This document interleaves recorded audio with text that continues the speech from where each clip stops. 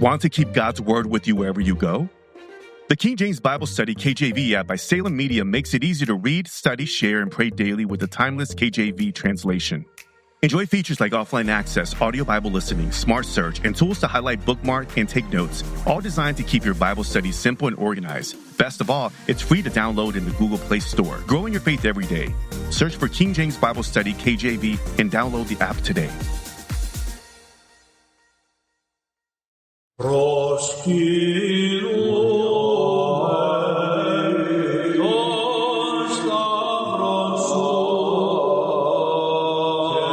Welcome back to the History of the Papacy podcast, a podcast about the popes of Rome and Christian Church. Prepare yourself to step behind the ropes and leave the official tour of the story of the popes and Christianity. I am your host, Steve Guerra, and I thank you for joining me on this journey.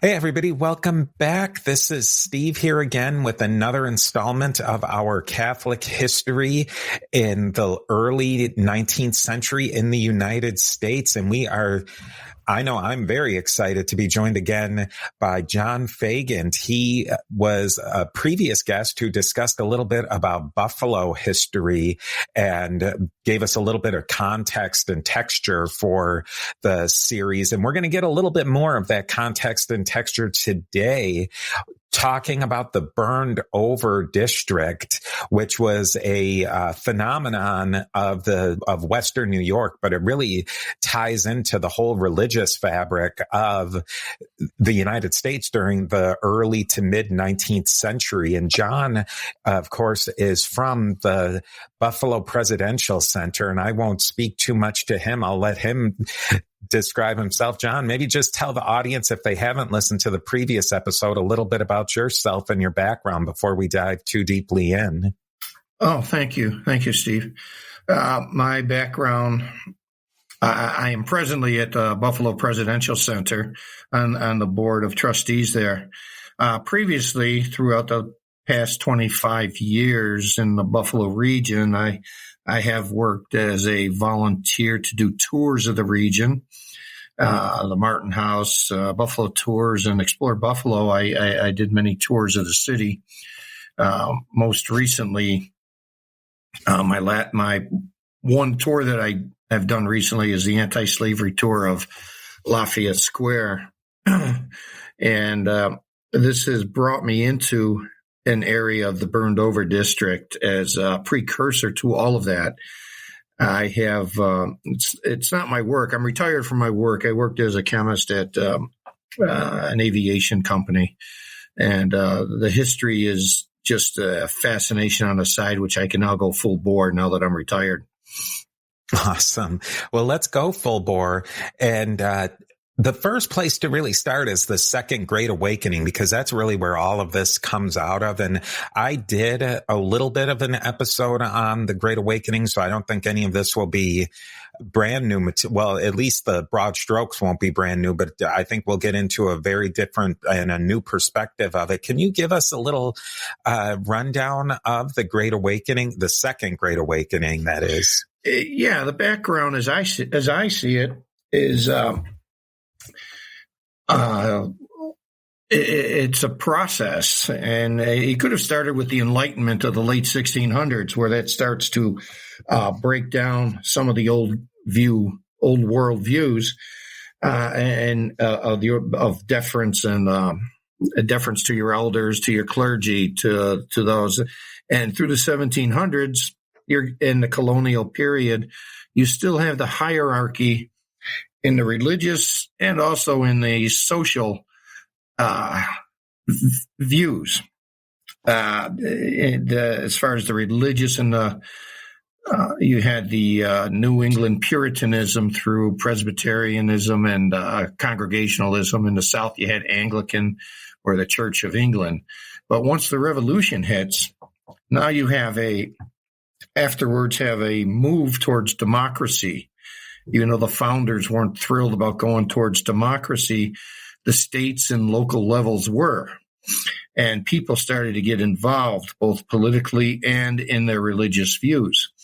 And this is where the Second Great Awakening comes out of. Once you're past the American Revolution, of course, you had the French Revolution in there somewhere. But it's a movement that goes towards the people. And as I said, the old world is starting to fall apart. The idea of deference, defer to your elders, to your clergy, to your betters, that's falling apart, all from the Enlightenment on, but it's really hitting now after the American Revolution. And you call it the new guard is coming in. People are thinking of freedom. They're thinking of equality, representation. All these things are eroding life, the previous life. They're taking away, eroding the authority that they had been under, the traditions, the fact that the education of the clergy, a lot of the Second Great Awakening has to do with anti-clericalism in the sense of education and putting the clergy in a position above the people. Now, with equality and freedom, people want to be on the same level. And that's where this movement comes out of. There's some great leaders that are now going through the United States in the early 1800s. You call them circuit riders, and the camp meetings. Mainly the Methodists and the Baptists were big on this in that early period. Now they're going out of the center. In other words, they're going out of the cities, the eastern cities. They're going to the frontier where the people are. And the camp meetings, the most famous one, as I've come across, is this one in Kentucky in 1800 or 1804, in that period, where the idea of the camp meeting was all the people gathered together. And then you have some outstanding preachers preach the idea of equality. The message can come. The preachers of the time, and I'll give you an example of a couple of them in a minute. But they typically defied the clerical authority. You don't have to listen to what the clergy is saying. You can learn for yourself what the Bible is talking about. You can, you're shifting away from the clergy preaching, and now you're getting participation from the people. And in the early days, anyways, you do get that classic emotion and community power, the fainting, shouting, yelling that goes on at these recruitment camp meetings. But they became so popular that the circuit riders that came out, originally the Methodist circuit riders and then the Baptists and others, they're coming out, and the camp meetings were a great way for the rural people to meet each other, and also for the itinerant preachers to work the crowd. Hey, Steve here. If you're enjoying the History of the Papacy podcast, consider joining us on Patreon at patreon.com/History of the Papacy. We're working toward going completely listener funded, which means no more ads ever. When you join, you get early access to episodes, monthly book giveaways, and most importantly, your name is added to the History of the Papacy Diptychs, our own list of commemorated supporters. You can become an Antioch level supporter for just $3 per month. But it makes a huge difference to making the History of the Papacy ad-free and independent. Nobody likes ads, not you, not me, and I'm the guy who records them. So let's just get rid of them.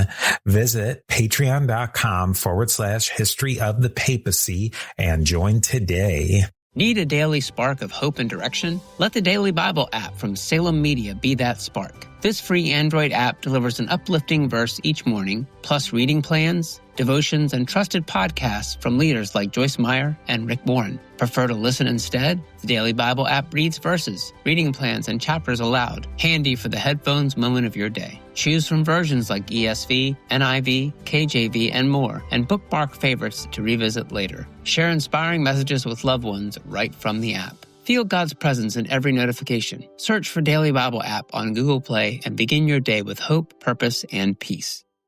Yeah, well, I think it's really interesting that you bring up the revivals and these camp meetings because, and we discussed it in the earlier episode, these were really common, and it was common enough that they would have these revivals. And at one revival, and I don't think people even today can really grasp how large these were, a major one revival could have as many people at it as the entire Catholic population of the United States at that time, that these were massive, massive events. Some of them, at least. The Catholic population was really minuscule at this early period. For instance, the Kentucky revival, they call it the Cane Ridge Kentucky revival. From what I've seen, you could have 10,000 people there, up to 20,000. And this was, nearly 10% of the population of Kentucky. It's massive at that time. And it does gain, it gains in popularity as it goes on. But it needed two things. The camp meetings needed these, circuit riders who led a very difficult life when you think about it, going by horse or even by carriage by some, but mainly by horse, into the frontier, into the rural areas. And the rural areas include Western New York at this time, upstate New York. And it was a life only for the young men, and their lifestyle was rough. It was tough. And these leaders needed to connect with the people in certain ways. Are there a couple of people who you think might be worth mentioning? There are two of them, both of them Methodist. And the Methodists were very famous at this time for being the circuit riders going in there. One of them was named Lorenzo Dow. He was an eccentric, almost like maybe like a John the Baptist type. He was he may have preached to more people than any other in this era. He started in New York State, upstate, in the early 1800s. But he goes through Mississippi, Alabama, a lot of different places. And his message, I mean, it was his mannerisms that were quite fascinating. He shouted, he screamed, he cried, he begged, he flattered, he told stories, he told jokes. And one of the fascinating, like I said, he looked like John the Baptist in the sense that, well, he was personally not hygienic. I mean, even for back in those days, apparently. And one person described him as he had long hair and beard that have never met a comb. So it's and this Lorenzo Dow was very popular. Now he was out to destroy all the hierarchy values out there and just essentially have the people take care of everything. You can learn on the Bible yourself. You can put your own churches together, and a fascinating individual that represents one aspect of it. The other one, quite a bit different and yet similar, was Francis Asbury, yet another Methodist. Now he also traveled on horseback by carriage. So some say he along with the Wesley brothers were one of the founders of the Methodist Church. I'll take that word for it. I haven't studied it that much, but he was. Throughout his life, he averaged about 6,000 miles a year, and he had the idea of going back to the apostolic lifestyle. In other words, the apostles, and going back to their communal lifestyle, how they, the simplicity of that style. He felt the outpouring of the Holy Spirit could happen to unlettered or illiterate individuals. You don't have to come from Harvard Divinity School to be able to do this. In fact, that can be a negative. And that's what they're fighting against with the anti-clericalism. And he had a phrase, and he said, "We must suffer with if we labor for the poor." So much of this went out to the poor, the frontiers people, and this was he was different from Lorenzo Dow in that he felt a central authority was needed. In his case, he felt he was the central authority, but whereas Lorenzo Dow was more chaotic in that review. And a lot of this second Great Awakening, has to do with breaking down the authority of the hierarchy, the authority of the puritanical view of God and religion.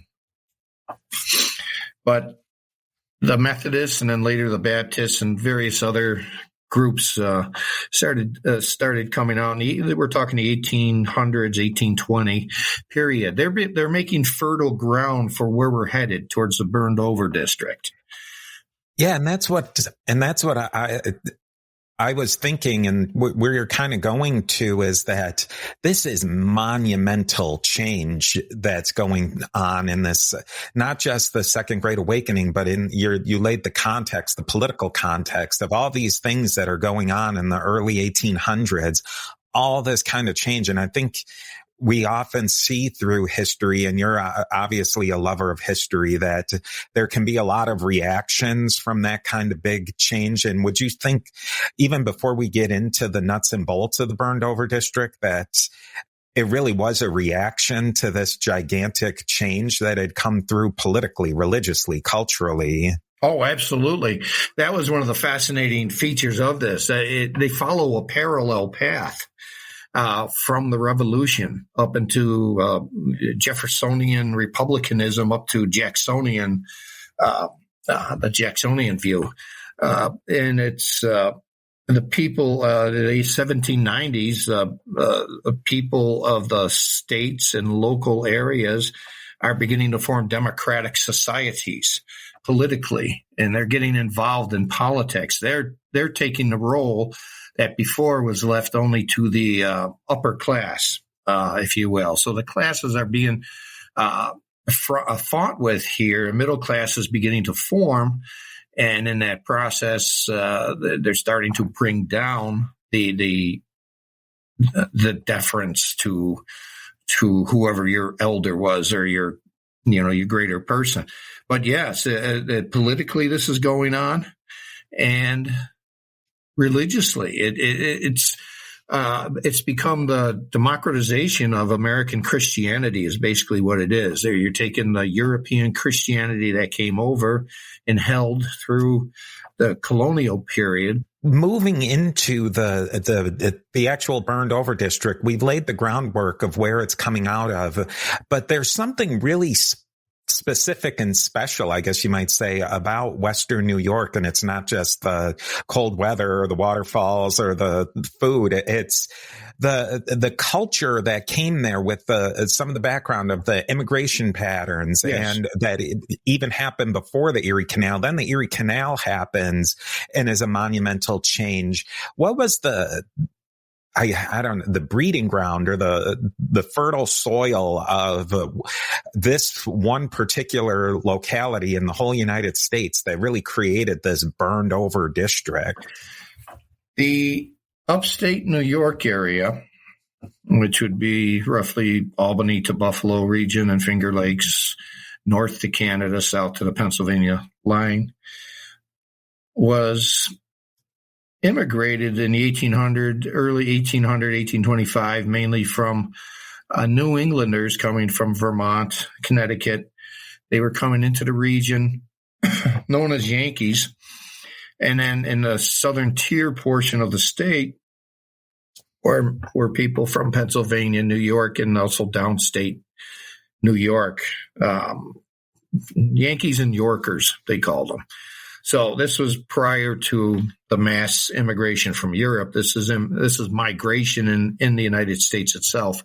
The New Englanders dominated the region, but they brought their culture with them in the culture of in their social life. And you see it a lot, the background of Puritanism with the Congregational and Presbyterian denominations. They came with them. They also brought a strong moral intensity with them. So as the Second Great Awakening is passing through this region, they're also starting to do their own break from their religious past and mold it into something that works for them. So essentially, it's the New Englanders that are coming through here. Steve here with a quick word from our sponsors.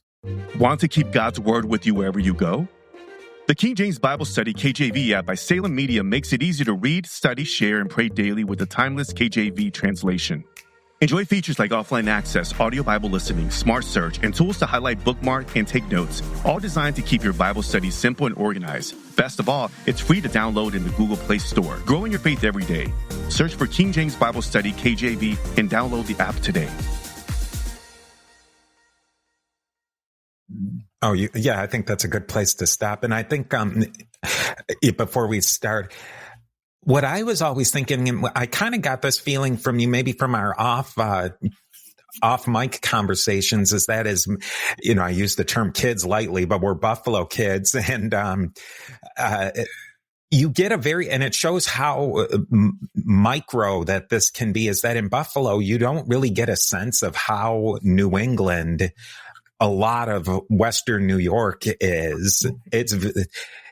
Buffalo doesn't feel New England, but you get not too far out of Buffalo and you get a much more New England character. Yes, today, because of the great immigrations that came through, the Irish, the Germans, the Italians, the Polish, it's quite different from the early 1800s. In the early 1800s, the Buffalo region, which was essentially just a frontier village and upstate, the original migrators here, after the Native Americans were pushed out, were from New England. So you get that original New England feel here. Now, they moved on from here to Ohio, the Western Reserve, and they moved on to Wisconsin. The New Englanders keep a lot of this, their culture going by moving.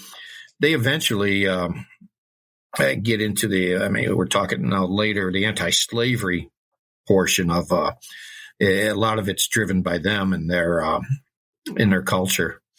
But for upstate New York and the burned over district, which takes place in the 1820s, the fertile land, the fertility of this area was pushed by the arrival of the New England people and essentially the ending of the Second Great Awakening, where they did come through this region. Preachers came through, starting to bring it an Americanization of Christianity. So by the time, and the burned over district, I'm going to talk just about one man, Charles Finney. By the time Finney makes his move, the people he's going to are already ready to accept the message. I guess that's the key. And then that's where the Second Great Awakening feeds into this area. I don't know if the burned over district is considered part of the Second Great Awakening or not, or if it's just something that happened afterwards. I'm not sure of that, but I can see the connection between them. Yeah, so speak a little bit generally about this burned over district, and then we can kind of dig into the details. Okay, I'll talk about it generally, but in the upstate New York area, there were many revivals during this period, 1825 to 35. In fact, there were probably over 1,300 from what, not all by Finney, but there were many revivalists that came through the region. And their basic premise, their basic talk, it was a battle against Calvinism. Calvinism was with the Puritans through the Presbyterians and Congregationalists in this period. They were going through a rough period of change. Calvinism mainly was a predestination idea of Calvinism, where God already knows everything, so he knows if you're saved or not, no matter what you do. It's kind of a negative, defeatist look. Christ died only for the saved, and your free will is not free. It's in bondage to sin. So that was part of the early 1600s, part of European thought too. And that's what the Second Great Awakening and then the burned over district and preachers were fighting against. And it was called Arminianism, out of Jacob Arminius. He was out of 1500s Dutch theologian, I believe. Yeah. And they come through with their basic premises. Your will is free. You do have a free will. You can accept or reject God's offer of salvation. Predestination is not the answer. Christ died for everyone, not just for the saved. And you can resist or accept God's grace. So they're essentially putting it on the individual, saying you can make that choice. It hasn't been chosen ahead of time. It's for you to decide which way you want to go. And that's how most of the preachers were coming across at that time. Bringing the people, the poor, the lower class, and even the upper classes into thinking like that. Don't think that everything is already set. You can control it. You can, and that's the basic premise of what the teaching is going to be. When you get to Finney, you get to, he emphasizes choosing. You can choose to be good, to be evil. And that's a very good summary of it. I'm sure people can out there pick about on the edges, but I mean, that's essentially the argument. Yeah. Yes. And then when Finney comes in, he's born in the late 1700s, but he's born up in the village of Adams, up in the northern part of New York State, along the coast of Lake Ontario. So he's going up there towards the Thousand Islands, up in that area where he grows up. His family's originally from Vermont. He was a lawyer, and when he was 21, I believe, he was feeling something about his soul. So it's either a myth or a story that he puts out that the one day he leaves his law office in Adams and goes into the woods and prays. And out of that, he becomes a converted man, goes back to the law office, quits being a lawyer, and immediately gets into being an evangelist. So he studies in the Presbyterian version for a couple of years, and then finally starts to work as an itinerant evangelist, starting in the North Country and then working his way down. Now, Finney had some great advantages over other evangelists. First, he was physically fit to handle this type of life. He had an engaging personality, a powerful voice, which, of course, all evangelists would have to have. But he also had something that they all seem to have, too, is this remarkable eyes. And you hear this often with various people. I've even heard it with Frederick Douglass. It was his eyes. His eyes are just, in the case of Finney, they were deep blue, magnetic eyes, and they seemed to look directly at you. And the one thing Finney did was he did not read his sermons. He did not write them. He spoke them directly to the audience. He spoke and he looked, and he even learned a lot of their names. So he made a personal connection.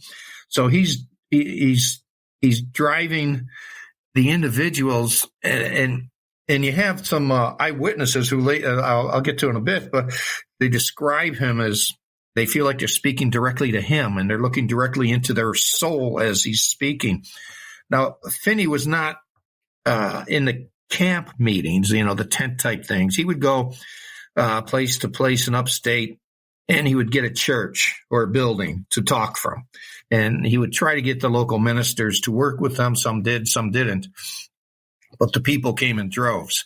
And he started out in 1821. His first major success came in the Utica area around the winter of 25-26. It was the winter time, because the winter time was the time when the Erie Canal would stop.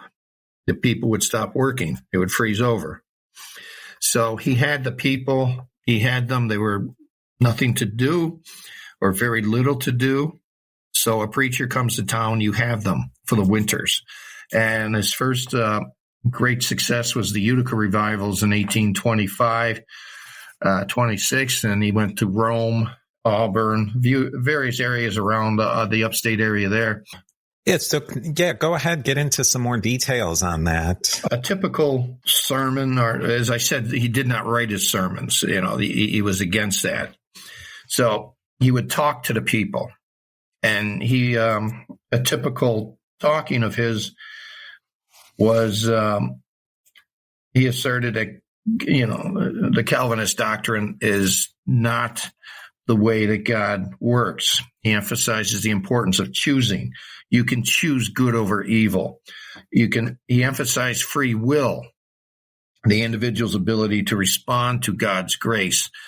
Many of the, as I said, the old school preachers read their sermons. Finney addressed people by their name. And he even persuaded women to testify in public, which was rare at that time. Women were a major part of his sermons and doctor and his revivalisms. The women were the ones that mainly went to church. You get the women will then work on husbands, fathers, sons, and typical for a preacher of Finney's style was simple, sentences short. He had frequent repetitions to make a point. You can think of Martin Luther King's "I Have a Dream," where he repeats the "I have a dream" portion of it constantly to make a point. It's that type of repetition that can move the preaching, move the multitudes. But prayer was his main vital feature. And after he spoke, and he typically spoke 3 times on Sunday and then a couple times during the week. But he also visited potential converts during the week, working with the women in the prayer circles. And one thing he did have, and I believe others used it as well, but he had something called the anxious bench, which would be up in the altar area. And he would clue in on some of the important individuals of the region to see who's ready to convert on the cusp. And he'd invite them to sit up there on the anxious bench so that during his sermons and workings, they would convert during the sermon. And if they were, and that could lead to conversions within the crowd, if they see some of their leaders finally giving in to Finney's words. And that was I don't know if it's a ploy or whatever, but it's a good way. If the major people of the community are believing this, then hey, we're on this. We can jump in too. So that was those were part of it, and then he also that was mainly in Utica, and he went after Utica. He went around upstate, and then he went to Philadelphia, New York City. And Finney was human, and Charles Finney was absorbed with the urbanism of New York, and he thought, "Oh, there's thousands here. Well, if we could convert these, we're onto something," versus the rural aspect of this all.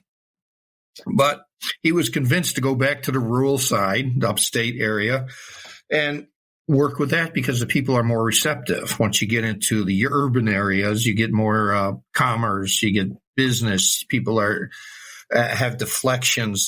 They don't necessarily focus on their religious views or their spiritual health.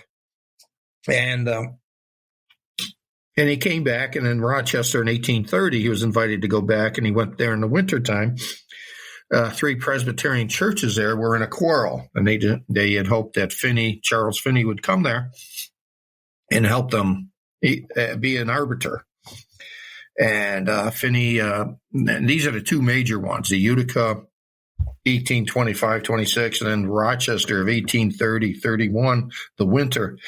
These are the 2 major success stories of Finney's career, the ones that made him famous.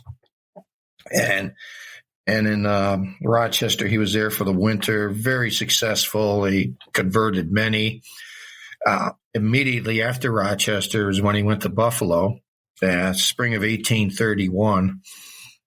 Buffalo was not as successful historically, but Finney talks about it in his autobiography, Going to Buffalo, and he talks about a couple of his converts at that point. Now, Buffalo in the spring, 1831, spring is the time when the jobs start to come back. The ice melts, the canal reopens, the lake is free.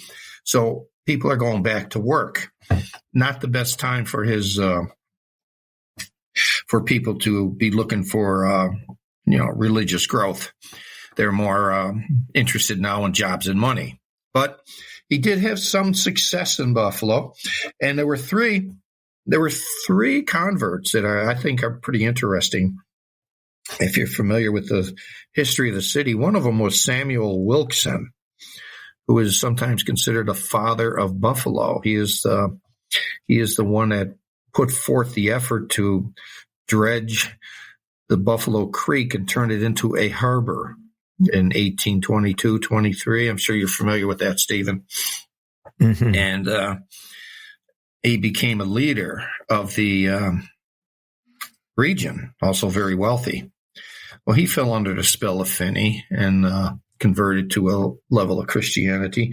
2 others, one of them, John C. Lord, was a lawyer, and Lord became a preacher, very conservative Presbyterian preacher who became significant in the 40s, 50s, and 60s. One of the leading preachers. Great last name, by the way, for a preacher, isn't it, Lord? Yeah, for sure. So even though, Lord is interesting to me anyway, because, he converted under Finney's views, but he was extremely conservative in his political thought. He agreed with Fillmore in the fugitive slave law, and he agreed that slavery was legal and borne by the Bible.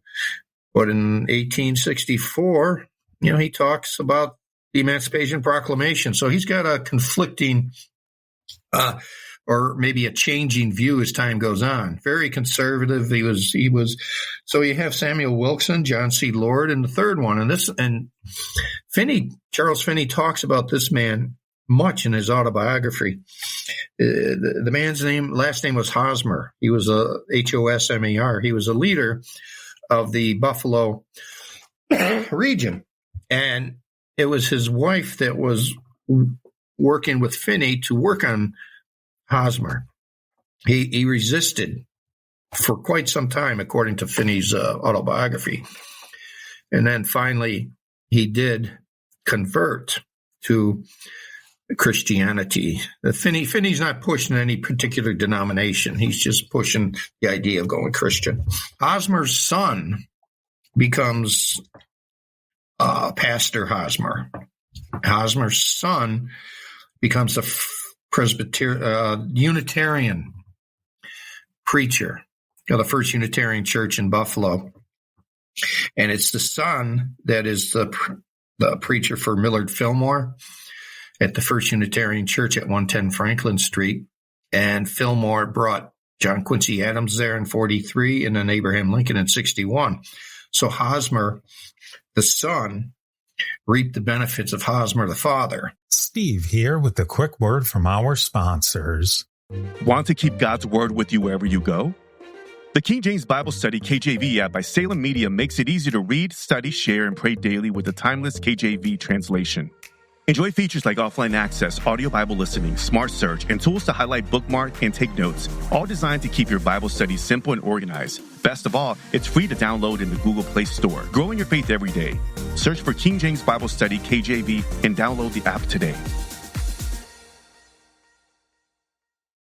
Yeah, and just as a little side fact or a fun fact, that Unitarian Church, if I'm not mistaken, it's still there. You can't visit it because it's not a church anymore, I don't think. I think it's a private company of some sort or another, but it's a really amazing architectural jewel of the city of Buffalo. Yes, it still exists. It's one of the few, built in the 1830s. It's one of the few that exists from that point, but it has changed quite a bit over the years. But the basic idea of it is you can see it, and they have a signage in front of it, saying that was Millard Fillmore's church, and and he brought John Quincy Adams there one time and Abraham Lincoln at another time. And so Finney is just one of those fascinating characters that comes up in American history, that he's not maybe one of the ones who comes up in your high school or maybe even your college U.S. history class. But this guy was active for such a long time, and the things that he did really underwrote a lot of the much bigger events of American history that everybody is familiar with. Yes. Finney, by 1835, Finney has stopped with the itinerant work, and he took a position at Oberlin College in Ohio first as a professor, and I believe later as a president of the college. He did settle down at that point. And, but his legacy is what really defines him. And much of his message was, if as you become Christian, you should be doing works, and you should be working towards something that helps humanity. And this idea of works and that you have to do something really gets reflected in this burned over district. There's a lot that came out of it, and this is what makes Finney truly important. Is not necessarily the specifics of his, but he did have some converts that went on to bigger and better careers. And one of them was Theodore Dwight Weld. Not well known today. He was an anti-slavery abolitionist, but in the 1830s, he and William Lloyd Garrison were probably the top two. Weld was the one converted by Finney, and Weld was around in Ohio, upstate New York, putting together anti-slavery societies throughout, speaking and preaching about abolitionism. He was influenced by Finney. Another one that was influenced by Finney would be Henry Stanton, who married Elizabeth Cady Stanton. Both of them had heard Finney speak. I have a quote here from Henry Stanton, and he was also an anti-slavery man in the Liberty Party. And he described Finney's speaking style as, I'll quote it here. He said, "It did not sound like preaching, but like a lawyer arguing his case. The discourse was a chain of logic." And then he says, "I have heard many celebrated orators in various parts of the world. Taken all in all, I never knew the superior of Charles G. Finney." That's Stanton talking about it. One author, Whitney Cross, who wrote Burned Over District, an excellent book on the region, he describes Finney's way is quite different from, say, Lorenzo Dow or a lot of the early Second Awakening preachers. But he said, no agonizing souls fell in the aisle, no raptured ones shouted hallelujahs. Rather, the great evangelist, in an unclerical suit of gray, acted like a lawyer, arguing before a court and jury, talking wit, verve, and informality. So he had a whole different style, but it was a style that connected with the people. And out of this upstate burned over district, which generally 1825 to 35, that 10-year period, out of that came many movements, including Mormonism came out of the area, and then Joseph Smith out of Palmyra, New York. Millerism, with William Miller and the Second Coming, that comes out of it. Organized women's rights movements, and that's followed by Elizabeth Cady Stanton and Seneca Falls. All these things are happening in upstate. The Shakers movement, which was a strange, interesting movement of religious believers in the celibate life. You even have the Oneida perfectionists, like John Humphrey Noyes, whose religious doctrine believed that individuals could achieve a state of perfection in this world. And they often lived in utopias that would last, 5 to 15 years, depending upon. Education reform came out of this. And these are all individuals who heard Finney, who learned from Finney, who decided to become Christian, not go into the ministry, but to go into other areas. The biggest ones, prison reform, education reform, and the two biggest were probably the women's rights movement and the anti-slavery movement. Those are the key things, and that's what Finney brings to American history. Is just as Finney went to a fertile land in upstate New York, Finney also fertilizes more land for the anti-slavery movement, for the women's rights movements. So one feature leads to another, to another, to another. It's a fascinating thing about history. Yeah, and what I think is so fascinating about it, this isn't like ancient history or, the Oneida movement or the Shakers. They're a quirky little footnote to history. But these things you mentioned, education reform, women's rights movement and the slavery movement, which really morphed into the civil rights movement, prison reform, all these different things you mentioned, those aren't ancient history. Those are things that are impacting us right here today. And probably long after we're gone, they're going to be the major issues of the day in the United States. And the temperance movement was another major one of the time. Yeah. So another one, which really leads into drug control, which is another major issue that. Yes. So that, to me, that's the key to the whole burned over district as far as today. Finney being he wasn't the only one, but he is the one that made the historical connection. He's the one that made his name for himself and made many converts that then moved on to movements that would help humanity, essentially. And Finney himself never became, he was against slavery, but he never became an abolitionist. He always stayed in the religious department. He let others take the rope and go with that. And that's what he was doing here. Charles Finney is worthy of historical study because of his influence, and it just shows how much one person can influence many others. And if we all have that power, he was just an average person who found his skill and his niche in life and ran it to the fullest, and in the process helped others find their skills and niches in life. And it's a good example that all it takes is one person to influence two others. Yeah, and I think that, I kind of was a little concerned going into this episode that maybe this was just something of a personal curiosity and a mutual curiosity. But this really, and I think this conversation solidified it, that this is a hugely important topic for U.S. history. Much overlooked. Yes.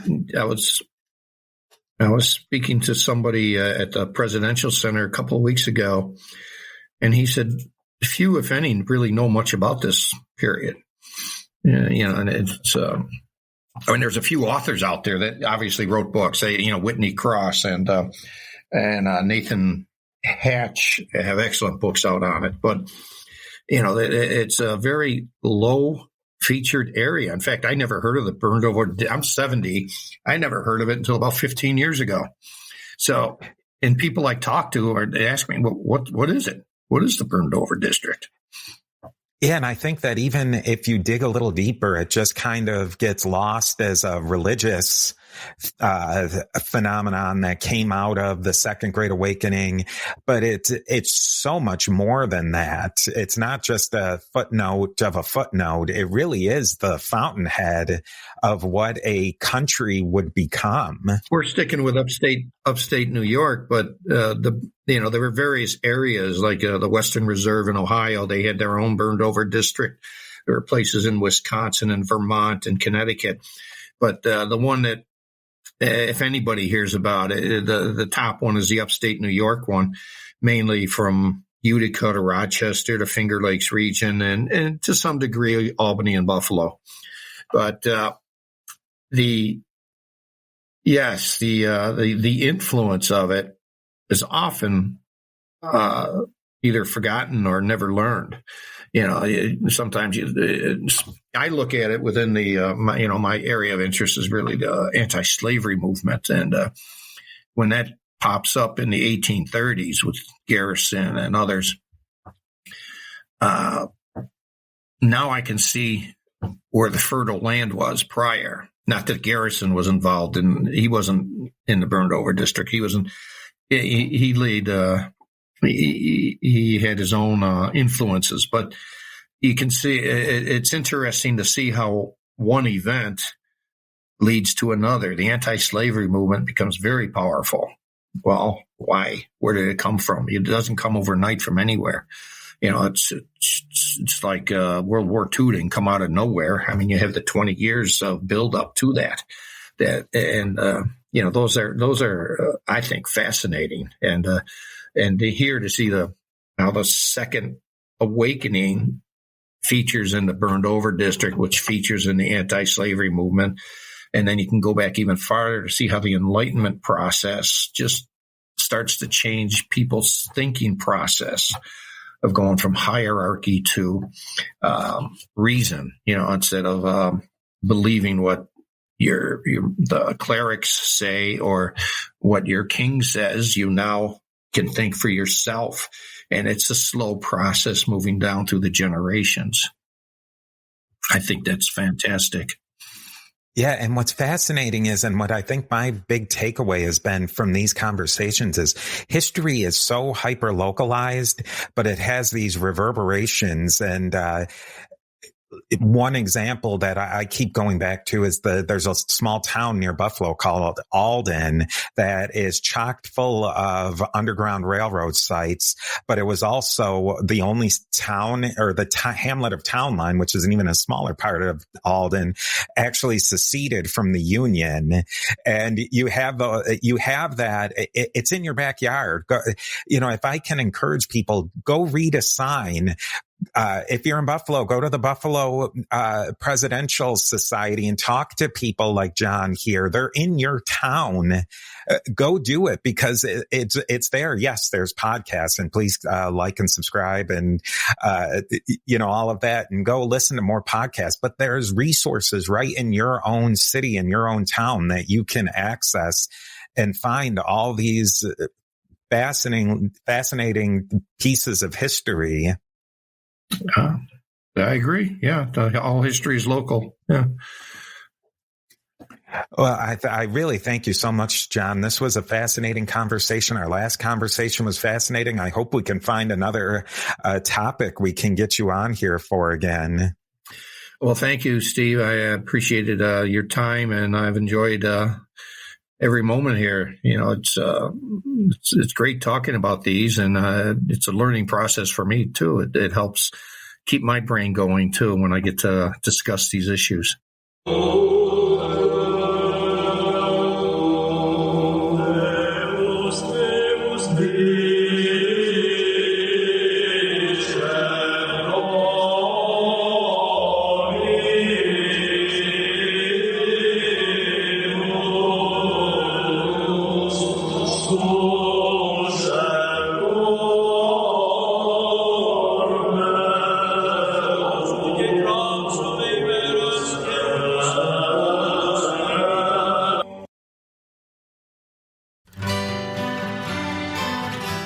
The Historical Jesus Podcast is the sweeping saga of the life and times of Galilean Jesus of Nazareth, as well as the faith, religion, and church founded to honor and disseminate his acts and teachings. Join me, Mark Vinette, on this fascinating journey through time, exploring the many great works of Christian theology, literature, architecture, music, and art inspired by the words and deeds of Jesus Christ. Need a daily spark of hope and direction? Let the Daily Bible app from Salem Media be that spark. This free Android app delivers an uplifting verse each morning, plus reading plans, devotions, and trusted podcasts from leaders like Joyce Meyer and Rick Warren. Prefer to listen instead? The Daily Bible app reads verses, reading plans, and chapters aloud, handy for the headphones moment of your day. Choose from versions like ESV, NIV, KJV, and more, and bookmark favorites to revisit later. Share inspiring messages with loved ones right from the app. Feel God's presence in every notification. Search for Daily Bible app on Google Play and begin your day with hope, purpose, and peace.